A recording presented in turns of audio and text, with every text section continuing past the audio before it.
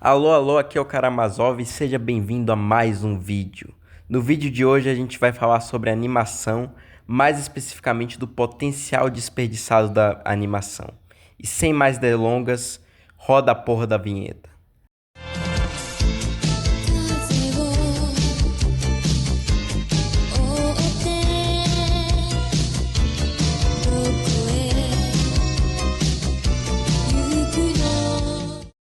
Bem, hoje eu vou falar sobre um tema que é muito interessante, que é a animação. E a animação, a gente está falando, a definição de animação é basicamente você pegar, desenhar quadros e esses quadros se movimentarem. Basicamente é isso. É um resumo meia boca. Mas de forma mais adequada, são desenhos agrupados que geram a sensação de movimento. Ou como eu prefiro no sentido mais amplo, o estado de algo ou alguém vivo, com vigor, com alma. Daí vem a origem da palavra animação. Anima é alma, sopro de vida. E actio é ação, fazer, executar. Pronto, agora que nós temos a definição de animação, podemos ingressar ao tema do vídeo. A animação tem muitas vezes seu potencial desperdiçado, e talvez porque animar seja um processo muito caro e muito trabalhoso, talvez até mais do que o live action.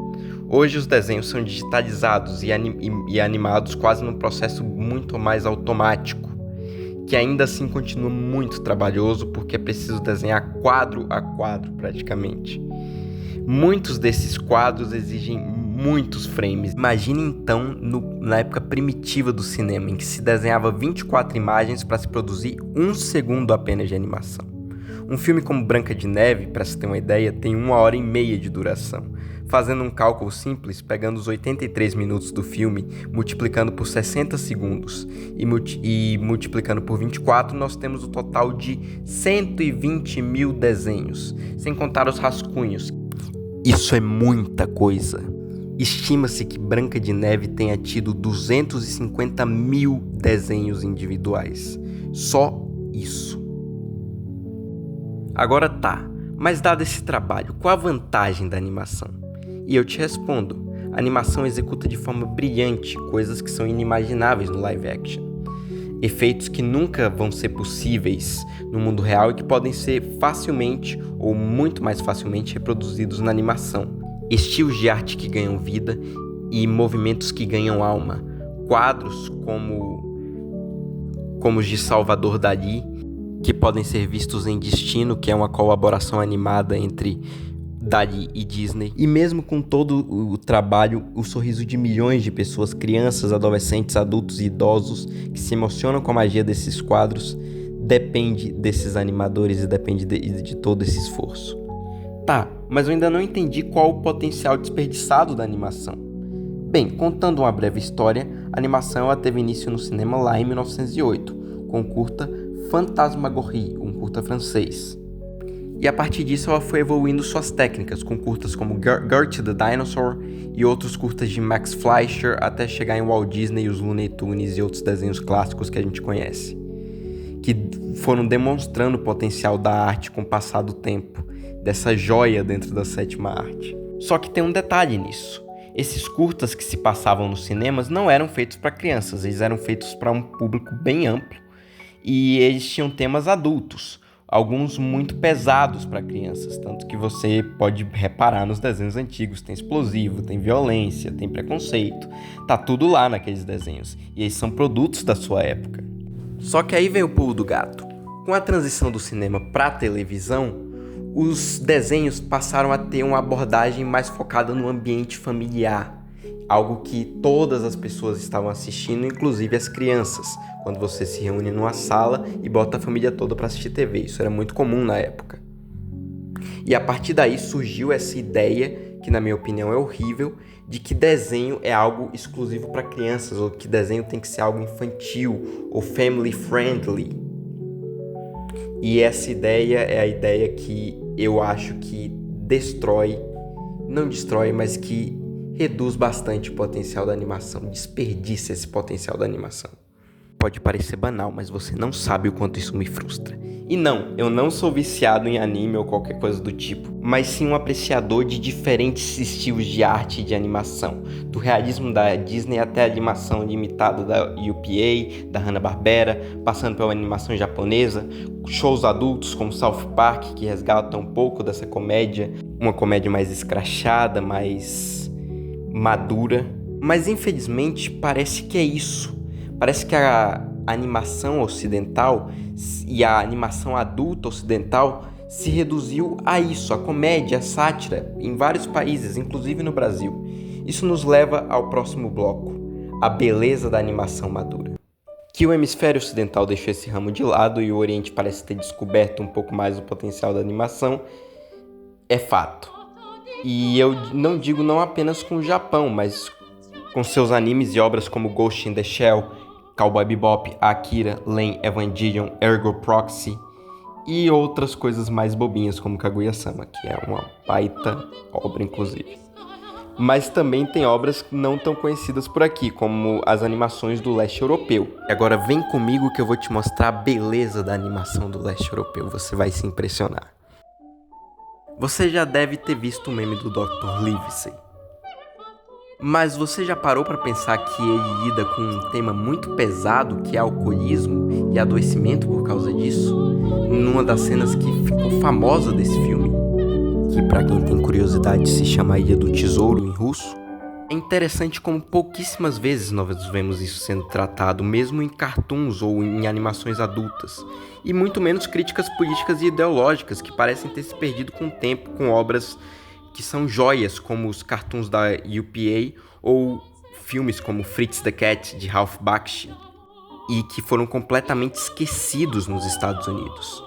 No leste europeu, elas aparecem principalmente nas antigas União Soviética e Iugoslávia. Eu vou apresentar alguns curtas para você para provar meu ponto. Vem comigo. Tifuzari, ou Vítimas de Tifo, produzido em Zagreb, na atual Croácia, narra o sofrimento das vítimas de febre tifoide, uma doença que eu nem sabia que tinha, mas que vitimou milhões de pessoas ao longo da história, tá?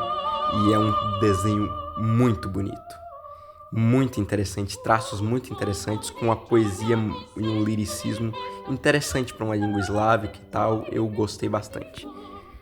Glass Harmonica, uma sátira política do capital, do capitalismo e da Revolução Socialista em um tom surrealista e ao mesmo tempo renascentista, apresentando o som do cristal harmônico, que é esse instrumento estranho aí, como estopim do fim da exploração capitalista. Você pode não gostar da ideologia e eu não vou tomar partido aqui, mas você não pode negar a beleza e a complexidade desse curta. Olha esse surrealismo, olha esses traços. Assim vivia Koziavin, do mesmo animador, a história do empregado que faz tudo sem reclamar, fazendo trabalhos burocráticos e cansativos, obedecendo tudo de forma passiva.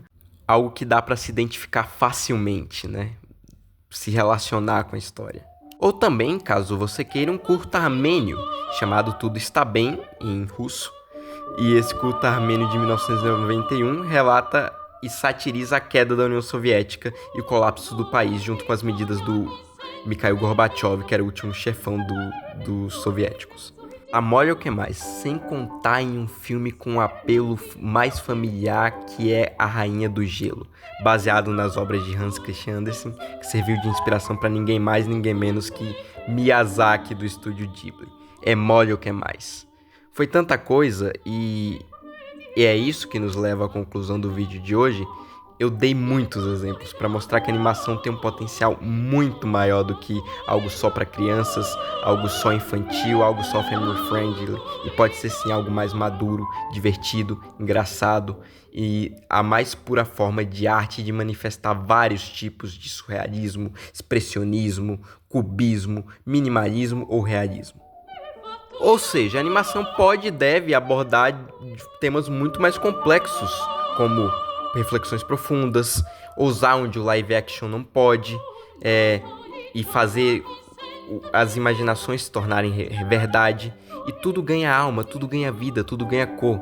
Aqui no Brasil, a gente poderia fazer isso. A gente poderia sair desse modelo infantil se nossos investidores e produtores pensassem assim.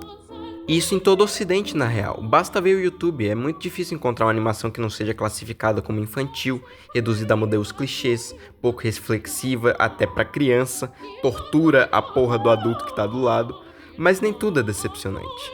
Porque canais como GD Cartoonizando, o link vai estar na descrição e eles não estão me divulgando, não estão me pagando pra fazer isso, aqui no YouTube BR, não é, Matt?